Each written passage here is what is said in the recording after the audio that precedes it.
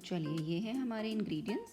यहाँ मैंने लिया है 3 मीडियम साइज़ के टमाटर जिन्हें मैंने ब्लांच कर बहुत बारीक चॉप कर लिया है। यहाँ लिया है 1 मीडियम साइज़ का प्याज, 6 क्लोव्स ऑफ गार्लिक यानी कि लहसुन, 2 tablespoon of oil, 1/4 cup of green bell pepper जिसे आप शिमला मिर्च भी कहते हैं, 1/4 cup of yellow bell pepper, 1/4 cup of red bell pepper, 2 tablespoon of basil leaves and 2 tablespoon of black olives। ये दोनों चीज़ें ऑप्शनल हैं, अगर आप चाहें तो ओमिट कर सकते हैं। यहाँ लिया है 2 tablespoon of coriander and 2 tablespoon of feta, इसे हम गार्निश के लिए रखेंगे, चिली फ्लेक्स, पेपर पाउडर और सॉल्ट। साथ में लिए हैं 3 एग्स। तो चलिए शुरू करते हैं। एक नॉन स्टिक पैन में मैं ऑयल डाल दूँगी। मैं यहाँ पे ऑलिव ऑयल यूज़ कर रही हूँ, पर आप please go ahead with any oil that you have. आप कोई भी ऑयल यूज़ कर सकते हैं। इस ऑयल में मैं डालूँगी हमारा लहसुन और इसे अच्छी तरह से पका लूँगी जब तक इसका जो कच्चापन है वो ना चला जाए।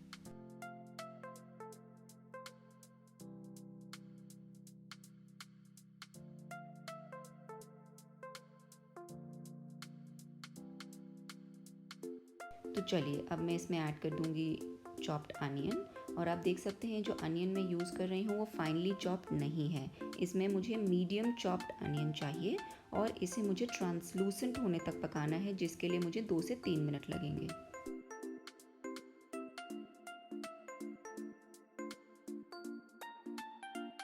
इस वक्त में मैं अपनी तीनों बेल पेपर्स इसमें डाल दूंगी।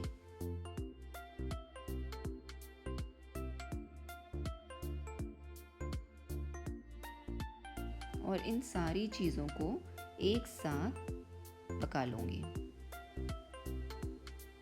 2-3 मिनट्स तक हम इसे पकाएंगे और फिर इसके बाद हम इसमें डाल देंगे हमारे टमेटोज़ और इन सारी चीज़ों को अच्छी तरह से मिक्स कर लेंगे और लिड लगाकर 7 से 8 मिनट तक पका लेंगे। अगर आपको लगता है कि आपके टमेटोज़ जूसी नहीं हैं, तो इस वक्त आप इसमें 2 या 4 चम्मच टमेटो प्यूरे या टमेटो केचप भी डाल सकते हैं।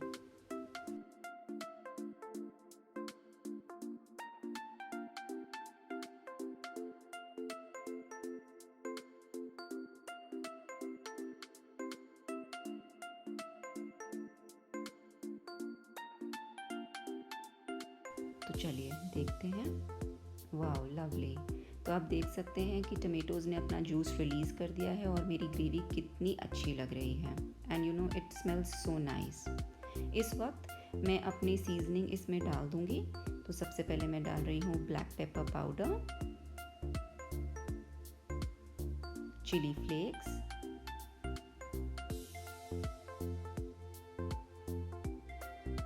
और सॉल्ट। अगेन मैंने आपको कहा है 1/4 टीस्पून ईच, पर आप अपने स्वाद अनुसार प्लीज़ नमक और मिर्ची कम या ज़्यादा कर सकते हैं इस रेसिपी में। अब मैं इसमें डाल दूंगी ब्लैक ऑलिव्स और एक अच्छा सा मिक्स देने के बाद इसमें ऐड करूंगी बेसिल लीव्स।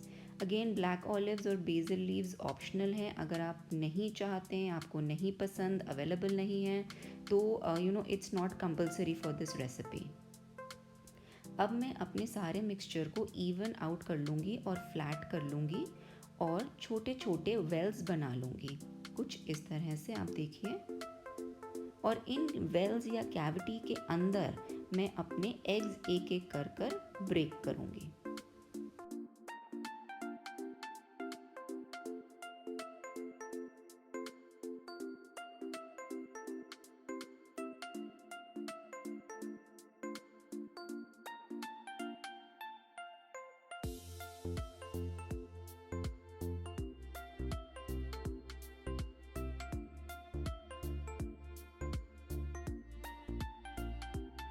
ग्रेट। अब मैं लिड लगाकर इसे कुक करूंगी अप्रॉक्सीमेटली 7 to 8 मिनट्स तक। चलिए चेक कर लेते हैं। Wow this looks lovely. इस वक्त आप चाहें तो इसके ऊपर काली मिर्च, चिली पाउडर या कोई भी हर्ब डाल सकते हैं। मैं इसमें कोरिएंडर डाल रही हूँ, फ्रेश कोरिएंडर, और साथ ही में मैं डालूँगी chunks and crumble of feta cheese.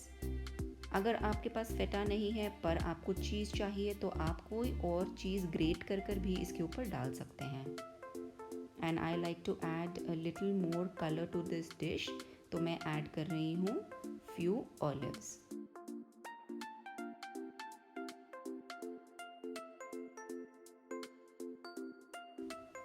So here you are, the dish of the day is absolutely ready. इसे हम ऐसे ही सर्व करेंगे और मज़े लेंगे। Hope you enjoyed today's recipe as much as I enjoyed making it for you. Now you know there can be so many variations to this recipe. अगर आप eggetarian हैं और सिर्फ अंडा खाते हैं तो आप कॉर्न, स्पिनच, मशरूम, ब्रोकली जैसी वेजिटेबल्स डाल सकते हैं इस डिश में। और अगर आप नॉन वेजिटेरियन हैं तो आप minced mutton, minced chicken, sausages, bacon जैसी चीज़ें भी डाल सकते हैं।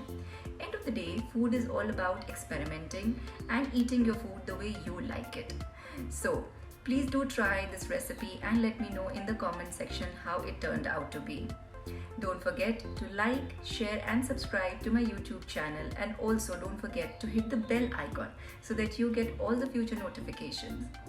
I wish and I want you all to stay safe and still stay indoor. Have a good weekend.